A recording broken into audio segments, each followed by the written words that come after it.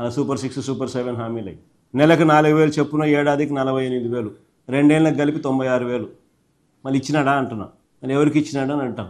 అన్నదాత సుఖీభవ అంటూ పిఎం కిసాన్ కాక సంవత్సరానికి 20,000 అన్నాడు, రెండేళ్ళకి కలిపి 40,000, ఇచ్చింది 10,000, 30,000 ఎగరగొట్టినాడు. ఇది తల్లికి వందనంలో అమ్మఒడిని పేరు మార్చినాడు, తల్లికి వందనం అన్నాడు. తల్లికి వందనం కోతకు తల్లికి వందనంలో ప్రతి పిల్లాడికి ఇస్తానన్నాడు, అందరికీ 15,000 అన్నాడు. తీరా చూస్తే మొదటి సంవత్సరం ఎగరగొట్టినాడు. రెండో సంవత్సరానికి వచ్చేసరికి 15,000 కాస్త రెండో సంవత్సరానికి వచ్చేసరికి ఏకంగా 20 లక్షల మంది పిల్లలకు తగ్గించేసినారు.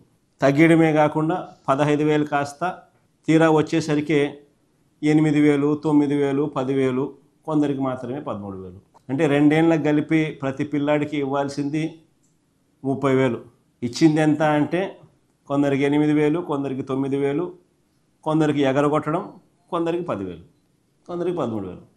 ఇది జరిగింది. ఇది మోసం కాదని అడుగుతాను. ఏడాదికి 3 సిలిండర్లు అన్నాడు, రెండేళ్ళకి కలిపి 6 సిలిండర్లు, ఇచ్చింది ఎంత అంటే 2 సిలిండర్లు, అది కూడా అందరికీ ఇవ్వాలి. ఇది మోసం కాదా అని అడుగుతా ఉన్నా. ఉచిత బస్సు ప్రయాణం అంటాడు, ఎక్కడికైనా పోవచ్చు, ఏ బస్సు అయినా ఎక్కొచ్చు అన్నాడు ఎన్నికలప్పుడు. తీరా ఇప్పుడు చూస్తే కొన్ని బస్సులకే, అది కొంతమందికే అని ఇప్పుడు కొత్త కొత్త రూల్స్తో పెడతా ఉన్నాడు. మోసం కాదని అడుగుతా ఉన్నాడు.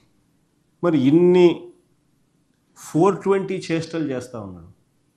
మరి చీటింగ్ కేసు పెట్టి మీద బొక్కలో వేయాల్సింది కాదా? అసలు వీళ్ళు ముగ్గురిని బొక్కలో వేయాలటనే చీటింగ్ కేసు పెట్టి. ఫ్రాడ్ కాదా ఇది? ఇదే వేరే వాడు ఎవడన్నా చేస్తే, ఏదన్నా చిట్ ఫండ్ నడిపేవాడో లేకపోతే ఏదన్నా ఫైనాన్స్ స్కీమ్ నడిపేవాడో ఎవడన్నా ఇట్లాంటి ఫ్రాడ్లు చేస్తే కన్నా ఏం చేసిందరు? జైల్లో పెట్టిందరు కదా వీళ్ళు. కాబట్టి ఈనాడు రాయుడు, ఆంధ్రజ్యోతి చూపదు, TV5 అంతగా పట్టించుకోదు. అంతా వీళ్ళే గజ దొంగల ముఠ, దోచుకోవడాలు, పంచుకోవడాలు, తినుకోవడాలు అంతా వీళ్ళే. ఎవడు రాయడు, ఎవడు చూపుడు, ఎవడు మాట్లాడు.